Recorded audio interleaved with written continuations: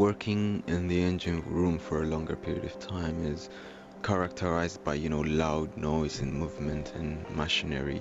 There isn't really natural light. You don't even have enough space even to move around. So I remember while I was working at sea, one of the things I really missed was actually, my bed in my family house.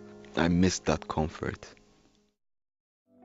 My name is Amma Hassenu. When I was 22 years old, I went away to work as a seafarer for a year. Each and every one of us, in one way or the other, depend on shipping in our daily lives. But ironically, it's also an industry which most of the general public doesn't have much insight into or knowledge about.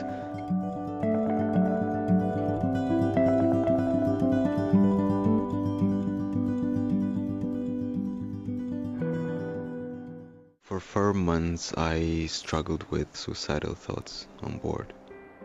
I grew up in Ethiopia. The main attractions of the seafaring career for me was the financial aspect, which would have given me much more opportunities, to have a stable, decent life if I was seafaring than if I had stayed at home. The first few weeks, it was like my crushing moment. I felt like, I had made a big mistake in my life. So that was obviously leading to sadness, sorrow, crying. The reality was kicking in and I just realized that, oh, what have I done? When I was struggling with those suicidal thoughts, while I was speaking to my family over the phone, I definitely masked the truth about what I was going through from them. There isn't even much the family can do in that situation, so there isn't maybe enough point even to disclose that to your family members. From early on, I've realized continuing was not an option. So one was, the pragmatic side of me thinking, okay, what can I do? How can I come out of it? And then there was the other side where I felt like I was trapped, right? I felt like I couldn't see any way out.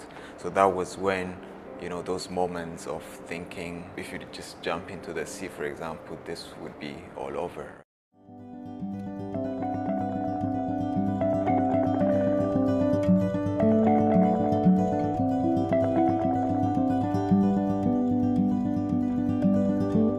I think 4 months into my contract, we went to port, me and my friend, so we went to the internet cafe. I just hoped there would be some scholarship for seafarers. And when I did the internet search, luckily then there was this scholarship which basically satisfied all the things I was looking for. Researching into areas, some of which I experienced it, some of which I know about, is also quite satisfying, So in a way, I feel like I still have my colleagues back at sea.